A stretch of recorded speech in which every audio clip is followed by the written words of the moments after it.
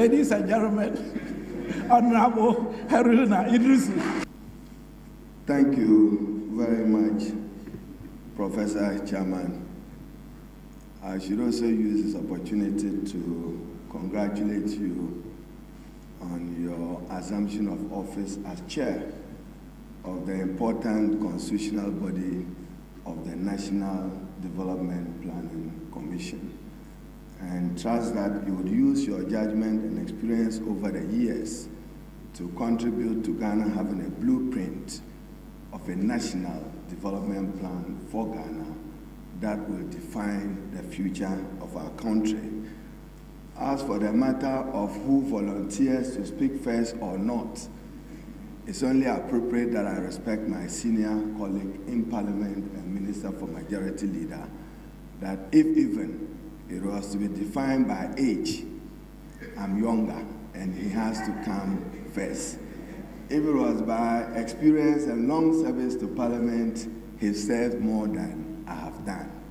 And it's only democratically appropriate that as minority leader, when I raise the issues, he would be able to respond on behalf of government. Therefore, I have no hesitation accepting to lead the discussion, and he knows that I have enormous respect for him, for the work that he has done for Parliament, for his constituents, and the people of Ghana. Prof will endeavor to answer some of the questions you have raised, but let me also use this opportunity to thank the organizers for the New Year School for the kind invitation to be associated with this afternoon dialogue on an assessment of Parliament, 25 years of multi-party constitutional democracy. Where are we and where do we go from? You could not have chosen a more appropriate theme and topic than for us to do an inner assessment in order to strengthen the role of Parliament for it to deliver in satisfying the sovereign will of the people of Ghana. Therefore, let me commend you, University of Ghana, and the New Year School. As a young student here, I used to be a constant participant of the New Year School until this political engagement took my attention away from it. But I read excerpts of what happens. As for the topic, I would attempt to modify it to suit my own purposes. And trust me, you may leave here judging me either by saying that it was a political analysis of the performance of Parliament, academic or partisan, or a patriotic and national view of the role of Parliament. Now, the Parliament of Ghana, as many of you have read, is established under Article 93 of the Constitution, and legislative authority and mandate is vested in Parliament. So primarily, our responsibility will just have been law-making through the scrutiny of bills and review of legislation. But you've asked me to speak on a more important theme of parliamentary oversight, a core democratic role of Parliament, and whether Parliament have lived to the calling, I'll leave the judgment to you. And I intend that the discussion that I will provoke, whenever I refer to Parliament, I am not referring to the 7th Parliament of the Republic, but of all parliaments since 1993. I will therefore attempt an assessment of how we have fared as a country. And I just take a quote from J.S. Mills on representative government, and this is what he had to say. Instead of the function of governing for which it is radically unfit, the proper office of a representative assembly is to watch and control the government, to throw the light of publicity on the acts, to compel a full exposition and justification of all of them which anyone considers questionable, to censure them if found condemnable. And if the men who compose the government abuse their trust or fulfill it in a manner which conflicts with the deliberate sense of the nation, to expel them from office and either expressly or virtually appoint their successors. That is a summary of what is expected of us in the exercise of parliamentary oversight. not just to watch and monitor the activities of government, in particular the executive, the president and his ministers of state, district assemblies and others, but to hold them accountable for their actions. And if those actions are serving the sovereign interests of the people of Ghana. It is not for nothing that the opening words of the Constitution says that sovereignty resides in the people. To what extent are we satisfying the needs of the Ghanaian people in the exercise of parliamentary oversight? We do so as a parliament through a number of instruments or tools. One, parliamentary questions is an instrument for exercise of oversight. That is why in the United Kingdom, even the Prime Minister can be called upon Parliament to respond as Theresa May is responding this afternoon or tomorrow to Brexit. Accountability to Parliament, the elected representative of the people. And therefore, in Ghana, we do not have a situation where the President himself can appear before Parliament, but we can question him through his ministers who are his representatives. And that we do, and that we have done since the promulgation of the 1992 Constitution. Whether we have done it satisfactorily, my own view is that we have weakened the potency of the parliamentary question. There are times where speakers, and when I say speakers, have undermined their neutral role and failed to abandon their political allegiance and duties, and will protect ministers when they appear before Parliament. My view is that not until Ghana elects speakers of Parliament, I repeated, not the speaker, I'm talking of Parliament since 1993, who will abandon political allegiance and demonstrate neutrality and impartiality, and not reduce Parliament to a clearinghouse for executive abuses and embarrassment, the Parliament of Ghana will remain a weak institution and will not serve the sovereign. Therefore, we need to think through it as a country where we get there.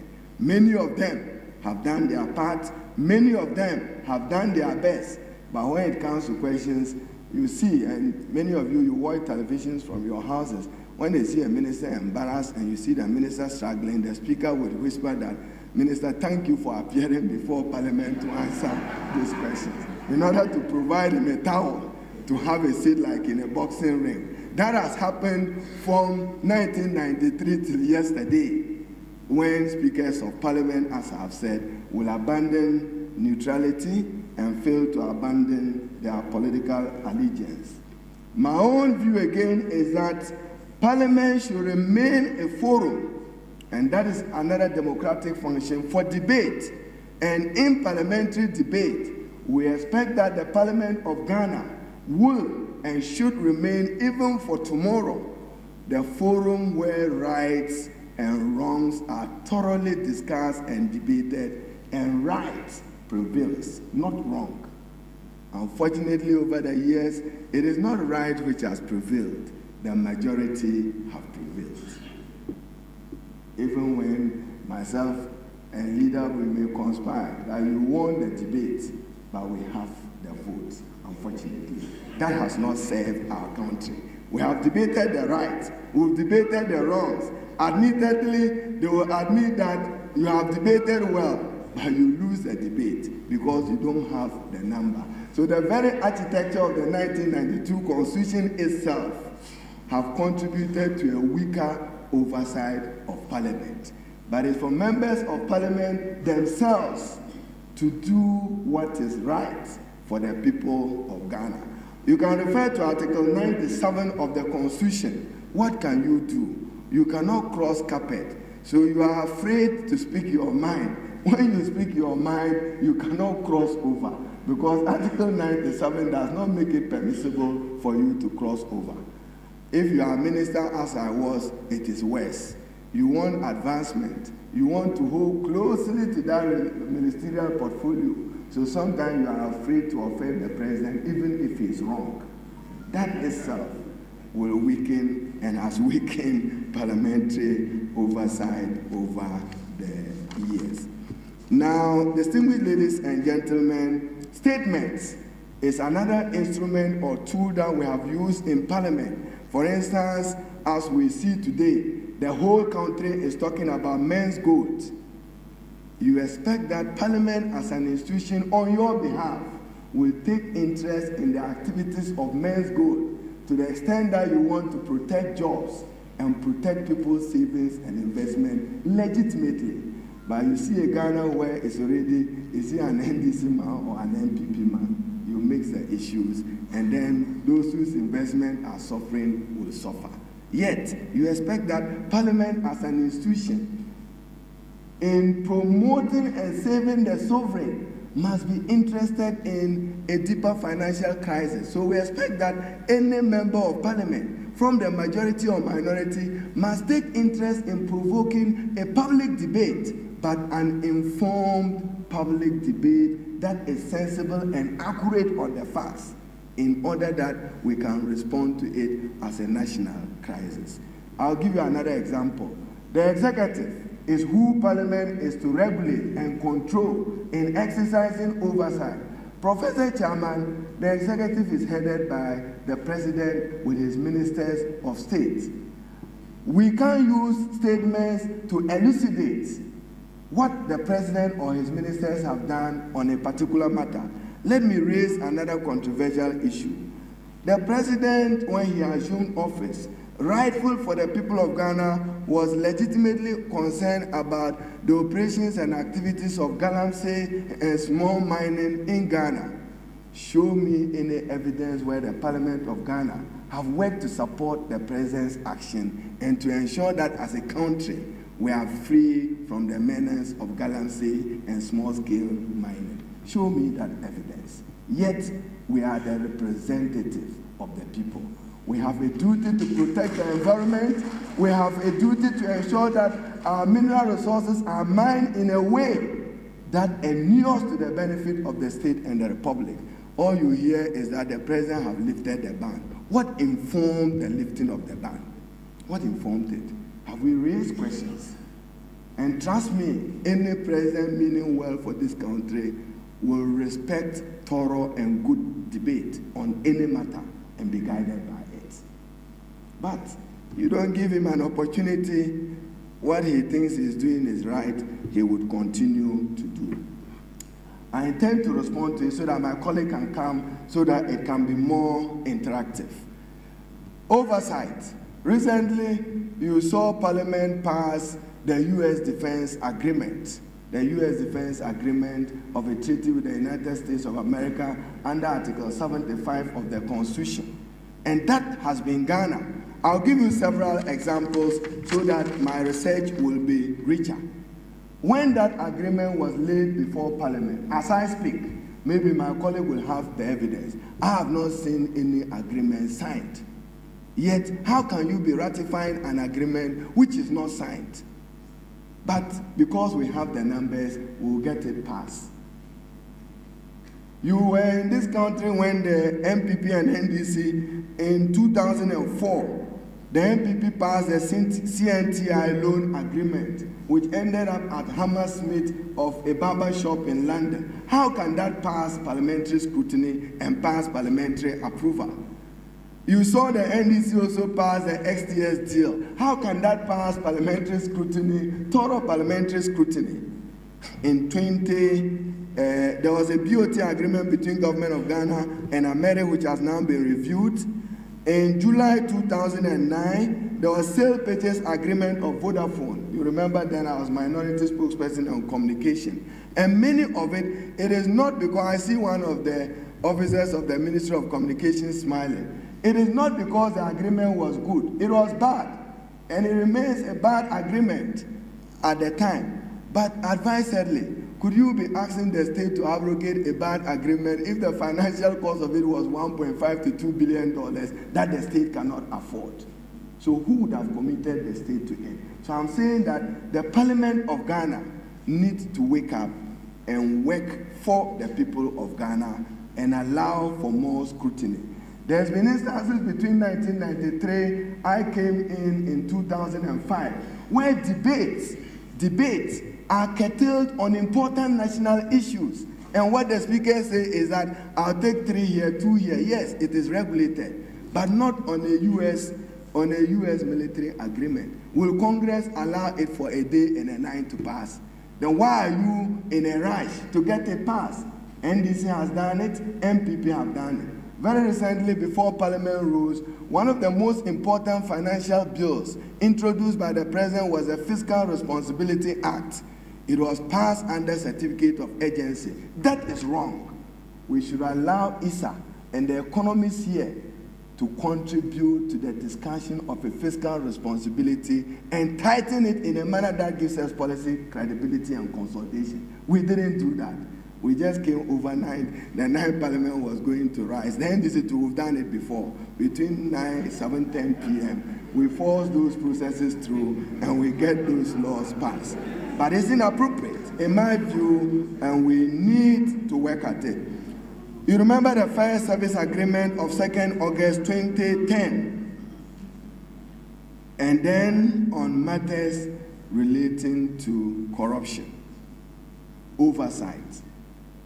You can read Article 103, where Parliament can set up its own committees to investigate and go into any matter in the service of the sovereign of the people of Ghana. When we do set them up, what happens? You have seen many matters. And maybe let me raise, Professor Chairman, let me raise another controversial issue. You notice the NDC, when the merchant bank agreement was going to be signed, we took a strong position because we had majority in Parliament and would do anything to get that passed. You've also seen the MPP offshore agreement, GMPC, Unipec. This was 2012. Apart from Vodafone, I have also related to the CNTI loan. And recently, you saw, as I said, even Sino-Hydro agreement which came before Parliament. And I'll raise it so that my colleague will respond to it. If you ask any Ghanaian citizen how much did the government of Ghana borrow from Sino-Hydro, he is likely to confuse you to say $646 million US. But in actual fact, the government of Ghana was borrowing only 75% of the amount or 85% of the amount. Don't we owe it to the people of Ghana to let them know what we're committing them to? But because we have numbers, you put the vote, we say we have won. You are borrowing 646 million. When you say the total amount is 646 million, 85% of 646 million cannot be 646 million mathematically. But the Parliament of Ghana will let it roll.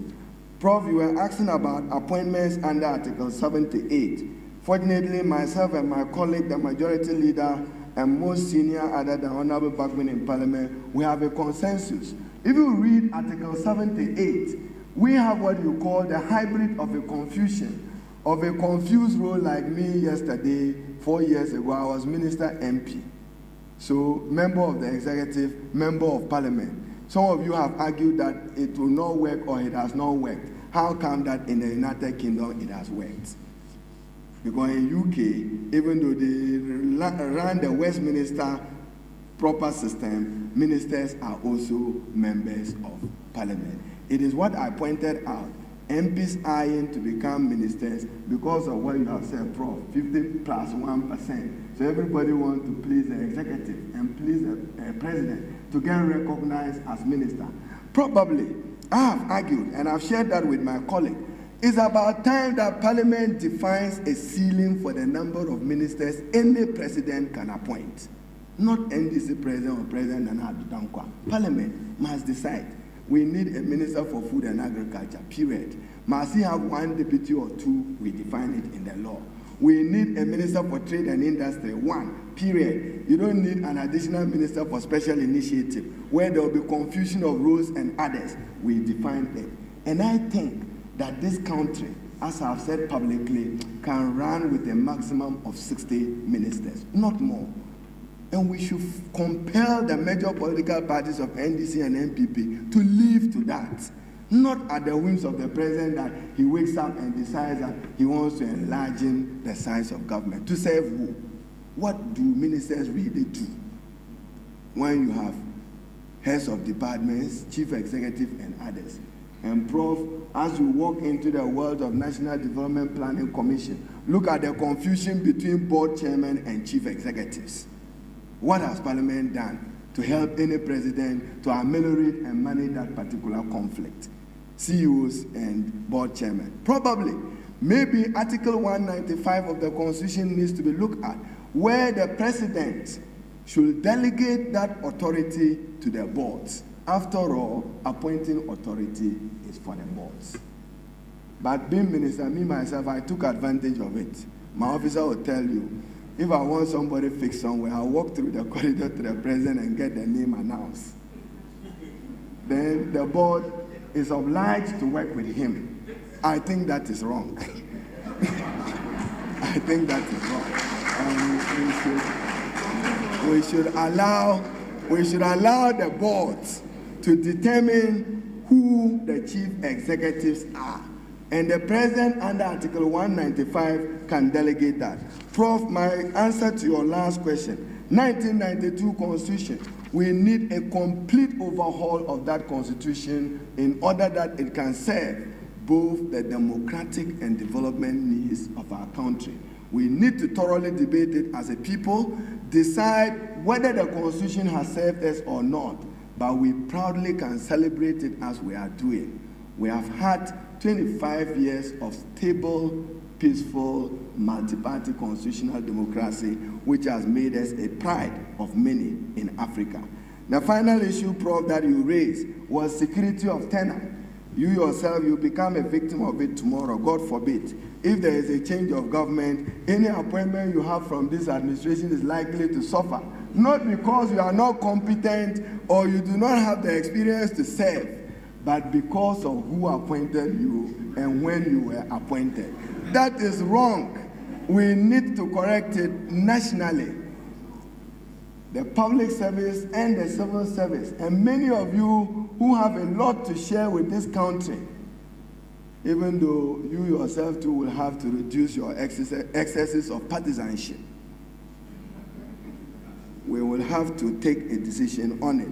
So, women, I'm sure my colleague has better understanding of it. We have not been fair to Ghanaian women as parliament, even in the exercise of oversight. Go to Article 212 of the Constitution, spousal rights. More than 25 years, we have failed as parliament to give women their spousal rights, a bill and a legislation to deal with it.